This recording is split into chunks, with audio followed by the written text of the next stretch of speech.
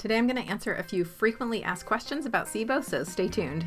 If you're new here, welcome. My name's Amanda Malachewski. I'm a certified functional nutrition health coach and digestive and allergy detective, and I help people with IBS and SIBO symptoms find their personalized plan for calm digestion. For weekly videos on how to find your personalized diet and supplement plan for SIBO or IBS, please consider subscribing and make sure to hit the bell to be notified when I post a new video. There are so many important questions about SIBO, and I want to make sure that you are equipped with the best answers to these very common questions so that you can find your best course of action to help you get your SIBO or IBS symptoms resolved. So this week I decided I wanted to speak to all of these common questions in one single sort of FAQ video so that you had all of these answers in one common place so that you can rely on it as a resource as you work through healing your gut.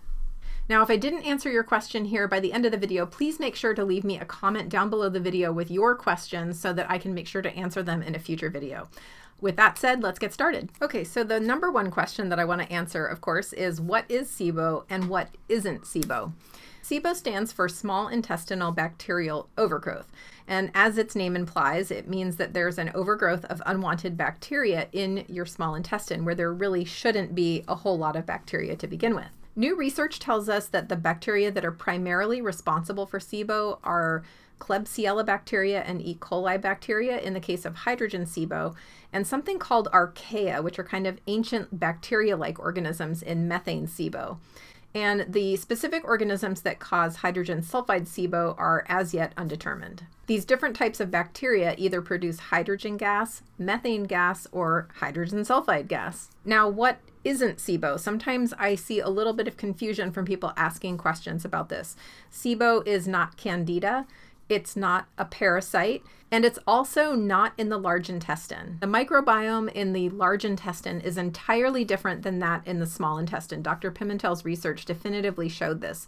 So even though you may test positive for something like Klebsiella bacteria on a stool test, this does not mean that you have SIBO. So just make sure that you're clear that SIBO means that you have an overgrowth of bacteria in your small intestine. Question number 2 is what causes SIBO? Normally when you fast in between meals or overnight, your nervous system initiates what are called these natural cleaning waves in your small intestine, and these help move things along and clear out anything that shouldn't be there, including bacteria.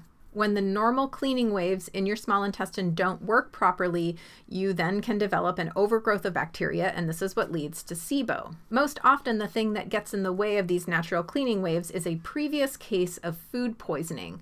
The toxins from the food poisoning bacteria damages the nerves of the small intestine and prevents those natural cleaning waves from happening. Or those food poisoning bacteria can lead to antibodies to those nerve cells and damage them that way. You can also impact your natural cleaning waves by snacking too much in between meals or not having a long enough overnight fast. Other potential causes include structural issues from your gut caused by either previous injuries or surgeries, things like C-sections, tummy tucks, or even just other kinds of abdominal surgeries. Question number 3 is how can you tell if you have SIBO? The most common symptoms that people with SIBO experience are things like bloating, abdominal pain, stomach cramps, constipation or diarrhea, or both constipation and diarrhea. And then some non-digestive signs and symptoms of SIBO include things like reflux and heartburn, brain fog, and fatigue. So if you have these signs and symptoms and other causes have been ruled out, or you really clearly remember having a case of food poisoning, or you have a history of injuries or surgeries, you can run a SIBO test. In many cases, you can order test kits directly from labs, even if you're just an ordinary citizen, and I did make an earlier video about how to do this. Or you can use something called the Food Marble device to do home testing for yourself. In general, I prefer the Trio Smart SIBO test because it tests for all 3 SIBO gases in one test, and I feel like this is the best information you can get. If you want to find out more about how to access SIBO testing, you can check out my earlier video called How to Access SIBO Testing Without a Doctor. Question number 4 is what is the treatment for SIBO? Well, conventional treatment is to use a specialized antibiotic that's been designed specifically to address just the small intestine and SIBO, and it's called rifaximin. Its trade name is called Xifaxan, and that's primarily for hydrogen SIBO. If you also have methane SIBO, rifaximin is combined with either metronidazole or neomycin. And if you have hydrogen sulfide SIBO, the rifaximin is paired with bismuth. Usually these courses of antibiotics are for 14 or 21 days. Or you can also use herbs, and those include allicin, which is a garlic extract, neem, berberine, and oregano oil. And some combination of these herbs is used usually for 30 days as one course. You can also use something called an elemental diet, which is a complete meal replacement that is a diet free of all residue that is fermentable. So this basically starves out the bacteria. And this is usually done for 14 to 21 days straight. Sometimes you can also use additional tools like Atrantil to help with bloating. And then after treatment, you use something called a prokinetic, which is a drug that helps improve or enhance those natural cleaning waves.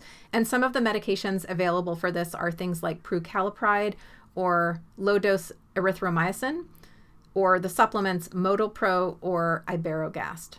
This is obviously a super brief overview of treatment, but I do have some other videos about this, and you can also check out Dr. Alison Seebecker's website, SIBOinfo.com, to get specifics about these SIBO protocols. All right, question number 5 is, what should you eat if you have SIBO?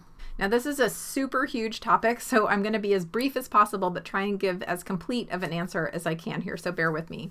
And certainly, if you want to know more about this topic, let me know down in the comments, and I can make a much broader and bigger video about this topic. The simple answer is that there's no single answer to this question that will suit everyone's needs. Here's how I think about it. You should eat a diet that minimizes your symptoms to the best of your abilities. And this means taking the time to understand exactly what your specific food triggers are. In most cases, these food triggers are things like FODMAP foods, high histamine foods, sometimes they're high oxalate foods, and I've seen other causes as well. It really just depends on you. Now, it will certainly take some experimentation to figure this out specifically for yourself. And this is why I devote a lot of time and effort and space to this inside of my Calm Digestion Method program, because this is something that a lot of you are really struggling with. But know that there is a way to triangulate on the specifics and figure out what exactly is triggering your symptoms, even if this is something that you've really struggled to figure out before. It can be done with the right strategy and process that helps you tease out the details here. Question number 6 is, should you eat a quote-unquote normal diet during your SIBO treatment, or should you stick with the diet that you're already on? I know that this is common advice. I hear from people all the time. I heard I'm supposed to eat a normal diet, what I was eating before I had SIBO, to draw the bacteria out so that I can treat them appropriately, and then I'm going to go back to a SIBO diet after treatment. I do not agree with this advice at all. The logic is that if you feed the bacteria, the treatment will better be able to address the bacteria. But for most of you, you're probably already eating a narrower than normal diet, and you already are at the point where if you eat off of that plan, you're flaring your symptoms. If you eat foods that you know are going to trigger your symptoms, this is just going to trigger a flare and make you feel even ickier while you're already maybe feeling a little uncomfortable from your treatment. Encouraging more symptoms is just going to make you more miserable and make you less likely to complete the treatment. And I just don't believe that making big changes with your diet at the same time that you're also doing treatment is the right idea. I'm a huge advocate for only changing one thing at a time so that you can get a clear picture of exactly what the impact of that thing that you're doing is. So this means that I suggest sticking with the diet that you know minimizes your food symptoms during treatment, and then after you've finished treatment and maybe confirmed that you're SIBO free, then you can worry about reintroducing some foods that you missed to see if your tolerances have changed as a result of your SIBO treatment. Question number 7 is, should you use probiotics while you're doing SIBO treatment? Again, this is a really common question, and again, the answer is basically, it depends. The short answer is that you should use them if you find that they improve your symptoms. If you find that they make things worse and they flare you, then you shouldn't. And if you're not yet sure whether they help you or flare you, then you can carefully trial them to see how you do on them. Dr. Pimentel, who's the primary SIBO researcher in the US, does not recommend using probiotics for his SIBO patients because he often finds that they flare them.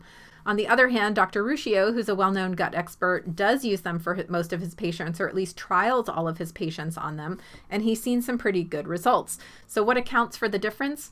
Basically, everyone's different, and we have to be willing to experiment carefully and evaluate for ourselves whether or not something is true for us. Question number 8 is, should you supplement stomach acid if you have SIBO? So the previous advice was yes, you should use stomach acid because the idea was that the bacteria that were infecting the small intestine were likely coming in through the mouth. And this is one of the roles that stomach acid plays for us, is that it protects us from incoming infections via the mouth. However, Dr. Pimentel again did some research that found that his patients who were using stomach acid support often felt worse. and that his patients who were using proton pump inhibitors, which are acid-lowering medications, actually generally felt better than those who were not using them. And so the thinking now is that acid supplementation actually helps feed the hydrogen bacteria, and you should probably avoid using acid supplementation while you have SIBO. Once you've cleared your SIBO and you're SIBO negative, that might be a good time to introduce hydrochloric acid and see if it improves your digestion and if you feel better. If not, ignore it. If so, keep going. So there's some answers to some frequently asked SIBO questions for you. But if there's a question that I didn't answer that you really would like to know the answer to, please leave them down below in the comments so that I can answer them in a future FAQ video. And I really hope that this video helped distill down and provide some really key information about SIBO all in one place. These are exactly the kinds of questions I support my clients with every single day inside the Calm Digestion Method program. Everyone going through this journey has a lot of questions like this, and they often need a trusted expert to help them make the right choices, make the right decisions, and figure out where to go and what to do. So if you've been feeling confused or in the dark about how to address your suspected or confirmed case of SIBO, I want to encourage you to download my free guide called The Roadmap to Gut Recovery. It's a free guide that shares the exact strategy that I share with my program clients that helps them find their personalized plan for calm digestion, regardless of what kinds of IBS or SIBO symptoms they're starting with. You can download a free copy of that by going to confluencenutrition.com/roadmap. And I have that link here on the screen, and I'll also leave it below this video for you in the description. Let me know if you liked this kind of video and if it would be helpful for me to do more by clicking like or leaving me a comment or, again, another SIBO question. And next, you might want to check out my video about how to access SIBO testing without a doctor if you think you have SIBO and you need help with that. So that said, I'll see you all next time.